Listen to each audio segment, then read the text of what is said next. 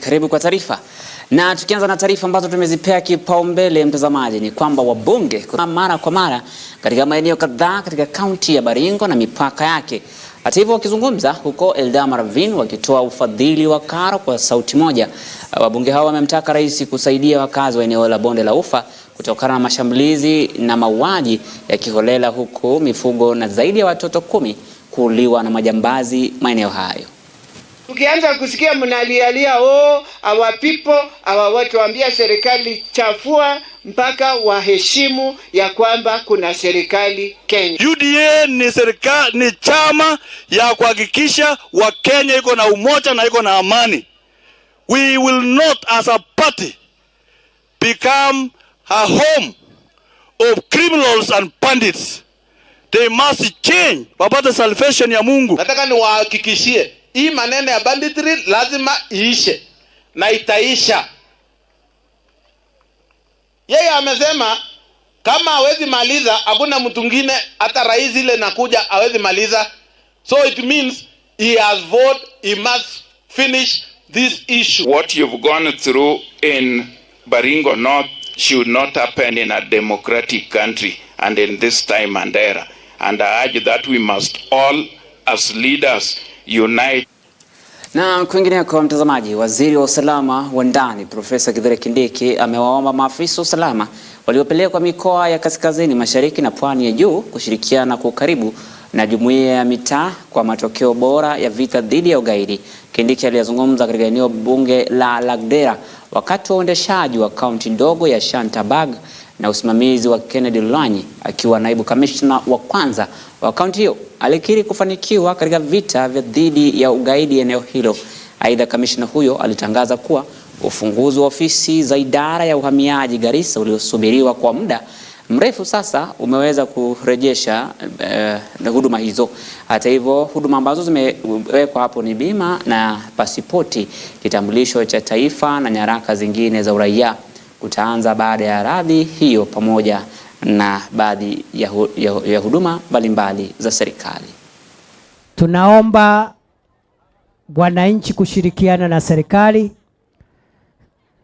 na kama mnavyojua katika sehemu hii yetu ya kaskazini mwa Kenya tumekuwa na tatizo la wale magaidi ambao wametuumiza hapo awali, lakini tumeweka mikakati ya kumaliza kabisa adui ambaye anatoka nchi jirani kuja kudhuru usalama wa nchi yetu ya Kenya. Na tuko na wale maofisa ambao tumetuma hapa ambao ni special forces. Na mimi nataka niseme ya kwamba hao maofisa wanafanya kazi nzuri, kwa sababu hii shida ya ugaidi sio shida kidogo.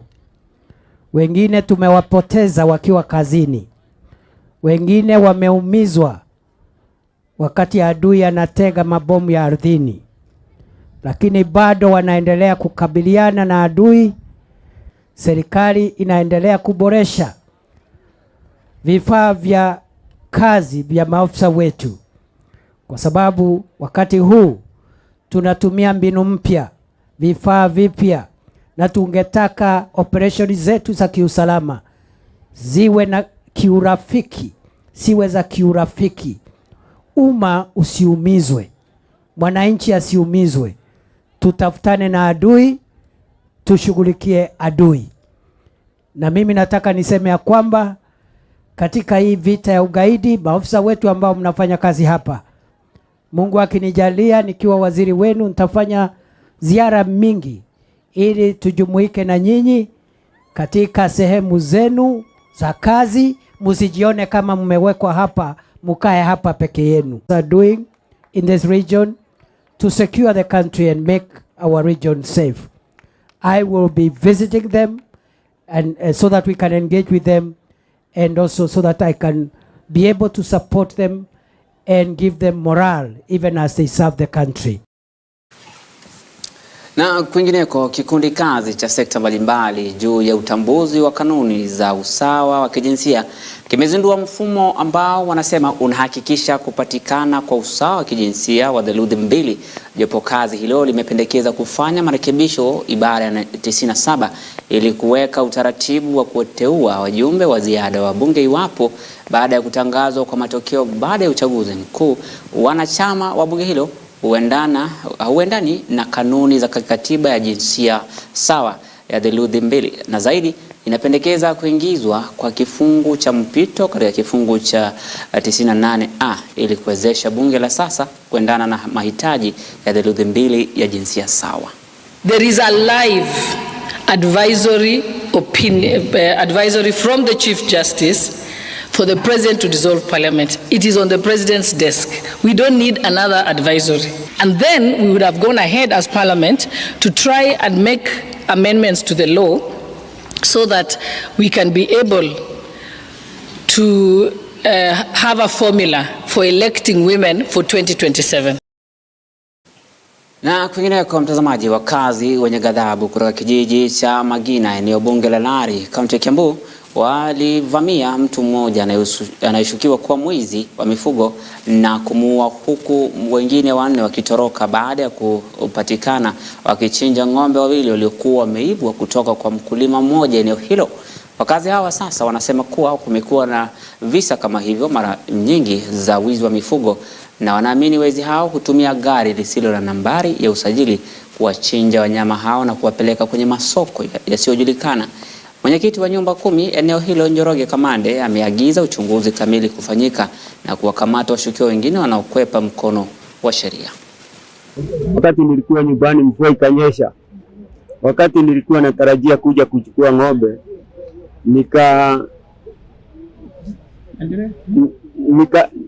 nikapigwa simu nikaambiwa ng'ombe zangu zimechinjwa. Sasa nikafika hapa nikakuta imechinjwa.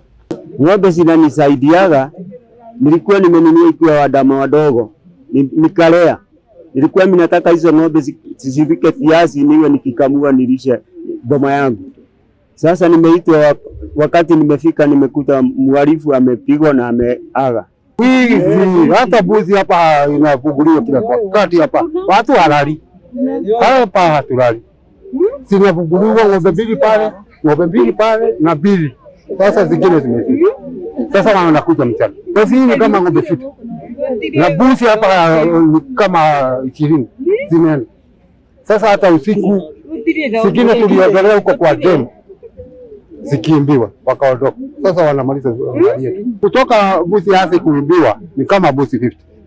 Kwa sababu 50 kutoka huko kwa Magina mpaka Kimende ikifungwa kwa barabara na zinaondoka. Unakuta una mbuzi. Kwa leo walikuwa 4 na mmoja ndio amepatikana ndio ameuliwa hapa. Sasa tunataka kama ni serikali tusaidie kutafuta hii watu, kwa sababu hata wakienda watarudi tu na watije hii ng'ombe. Saa yote hata wakifanyia na muragani wanaenda wanamaliza mwezi mmoja wanarudi.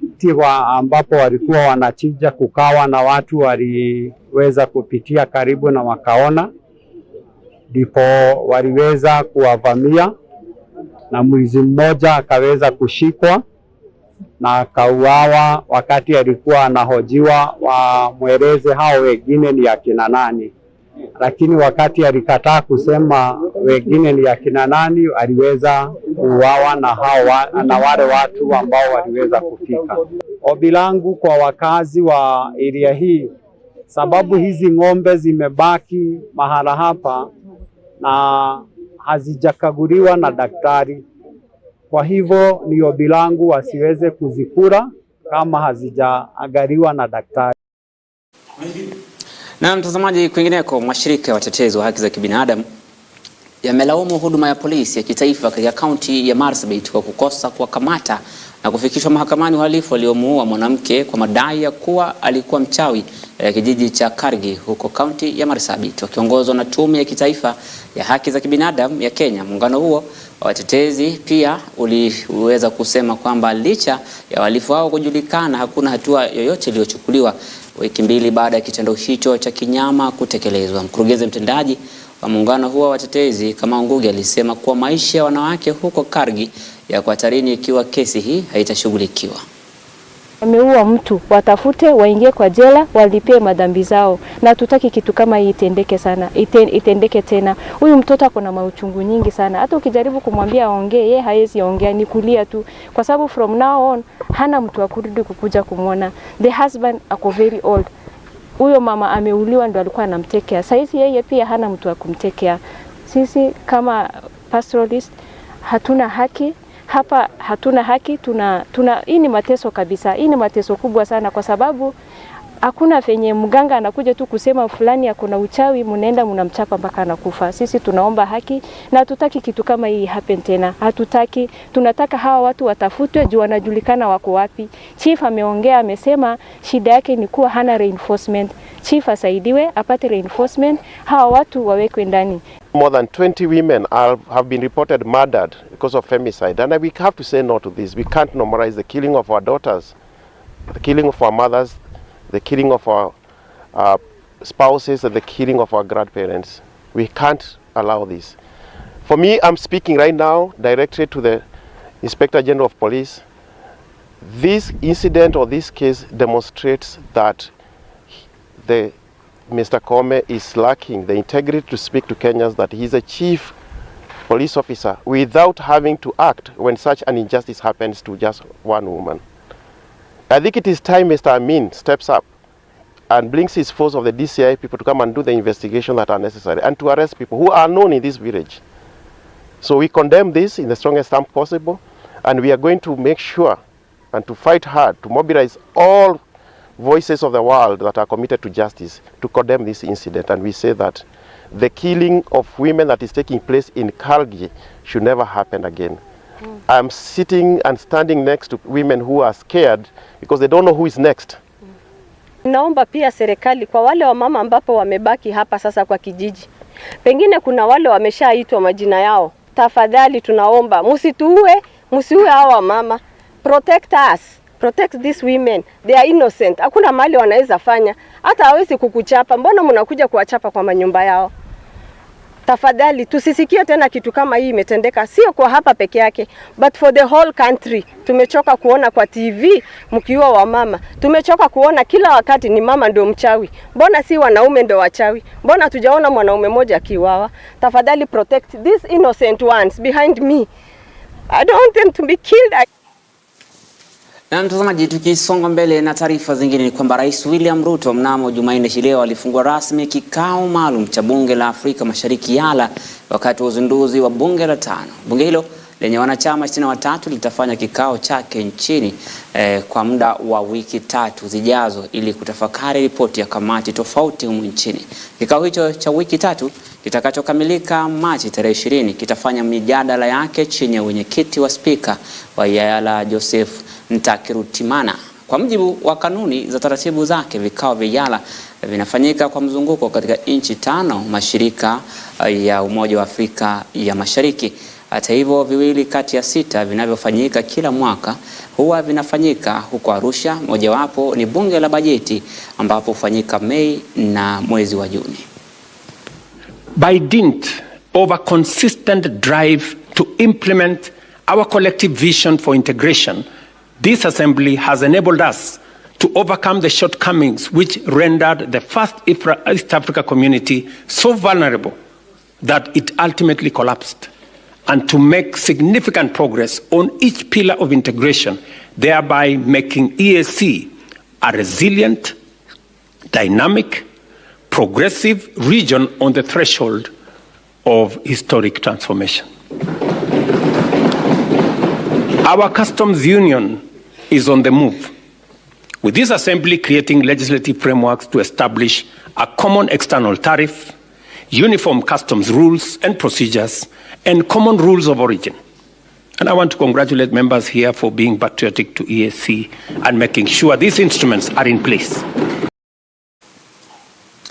Na kwingineko, mchana leo muungano wa Azimio ukiongozwa na kinara wao Raila Odinga, Kalonzo Musyoka, Eugene Wamalwa na Jeremiah Kioni walifanya mkutano na wanahabari kutathmini na kutoa ripoti kuhusu utendakazi wa muungano pamoja na masuala ibuka kuhusu taifa.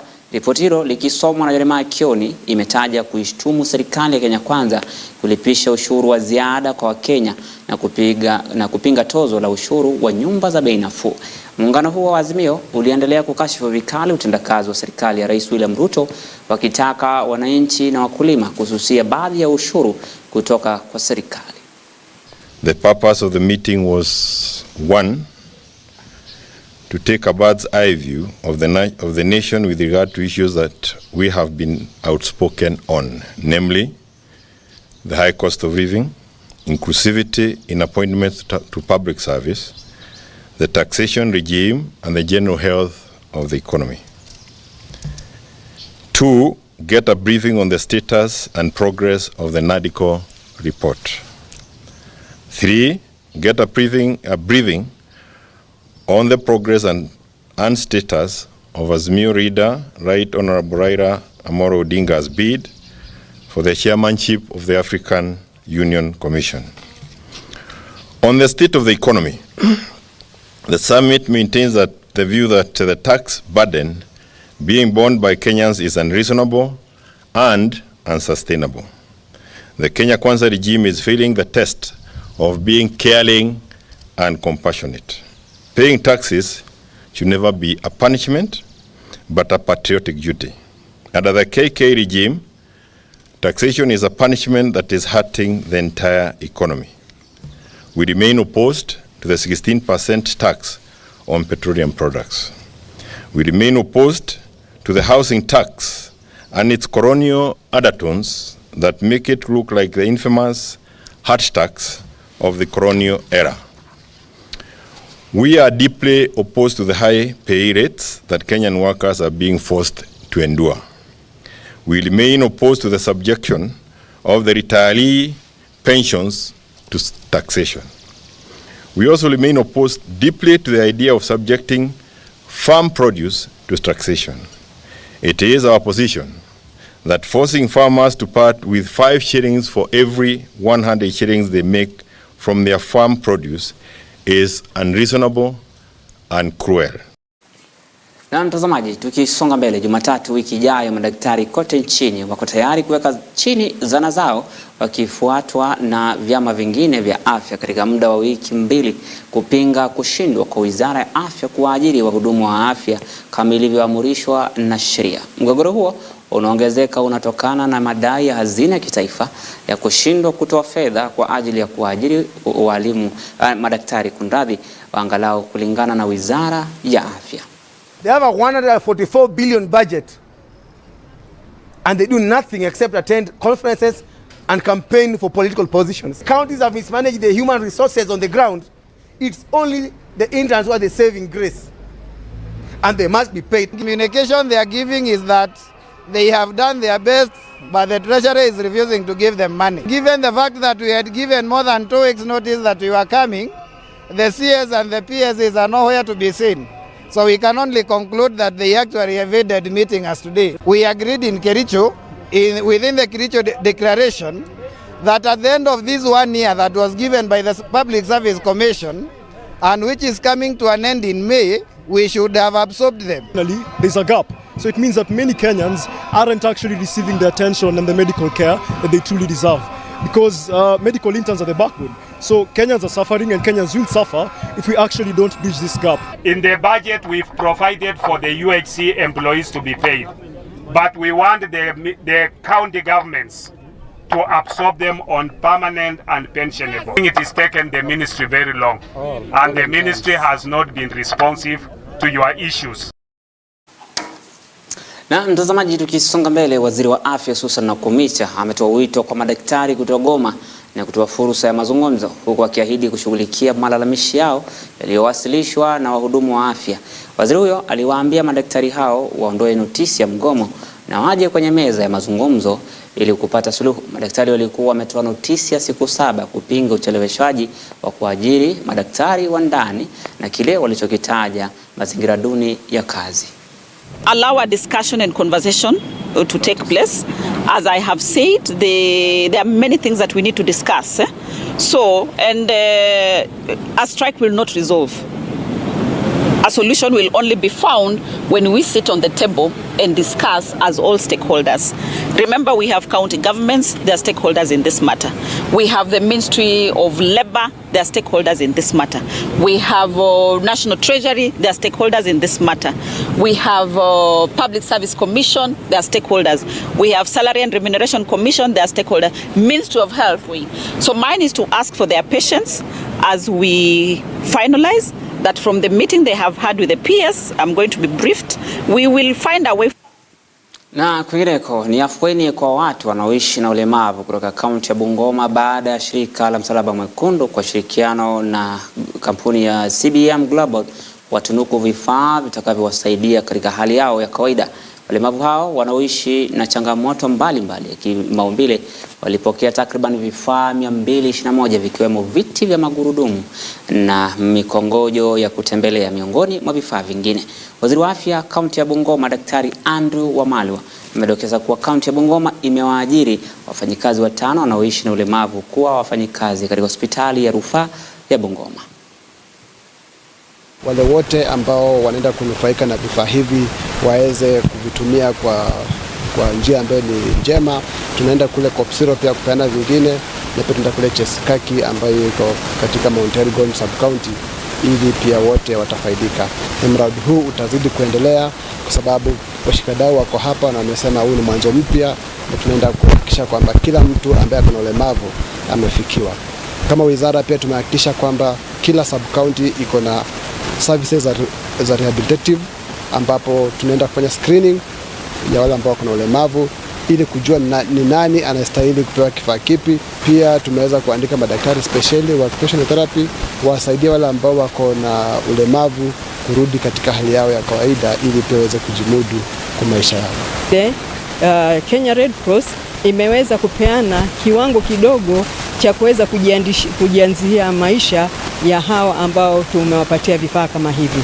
Wakijiunga katika magroup inakuwa rahisi kuwapatia vifaa hivyo na kuwapatia seed money ya kuweza kuanzisha miradi yao ambao wanaweza kujimudu nayo. Kwa hao wote ambao wamehusika juu yangu, kila mahala naenda ilikuwa nikipepwa tu. Nashukuru, hata sina lingine la.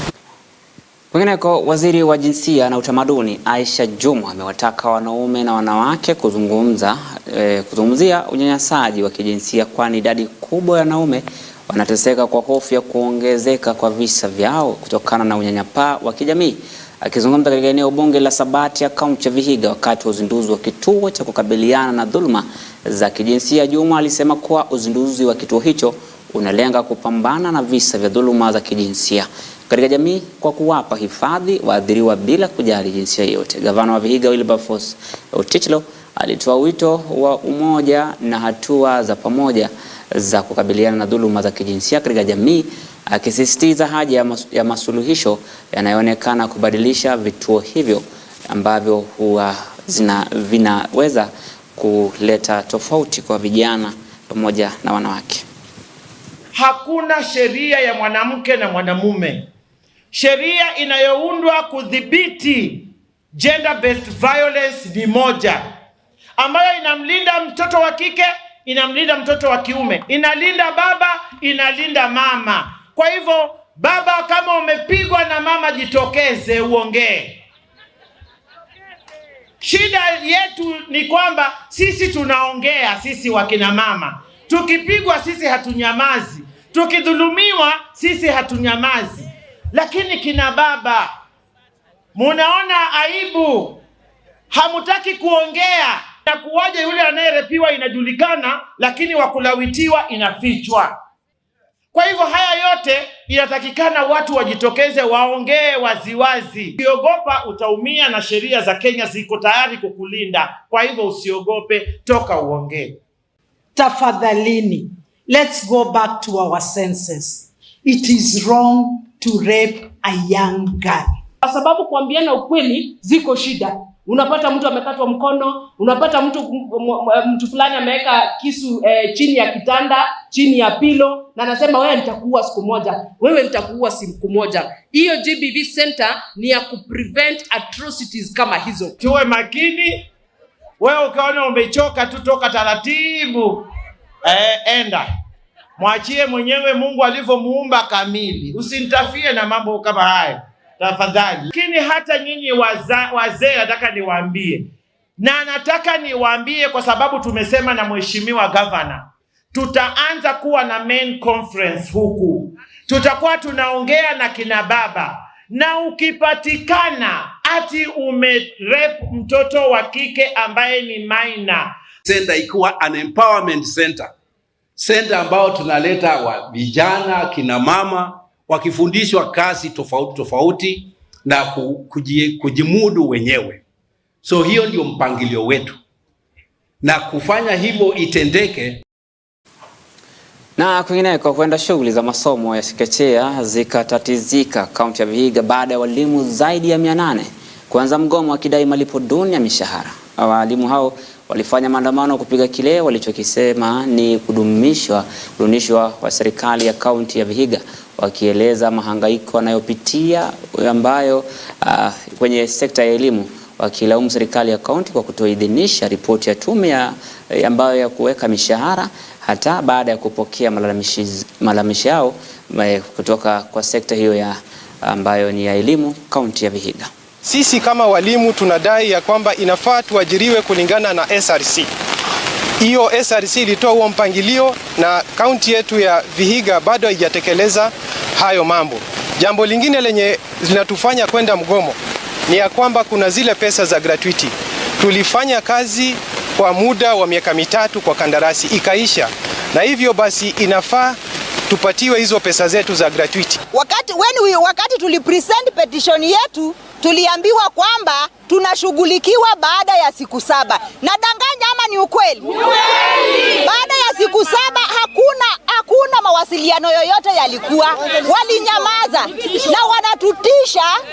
Ni vitisho tu ndio wanatoa kwamba tutafutwa kazi. Iwapo haya mambo haitaendelea jinsi ambavyo tunataka, basi itaonekana ya kwamba tutakuwa na shida ya kulemazwa kwa shule zetu, watoto wetu hawatasoma vizuri, na hata wakiambiwa wanapewa vitisho namna hivi, wataweza enda shule na wakose kufundisha. Tutakuwa tumeachieve namna gani? The bone of contention is they would like us to implement the SARA Serem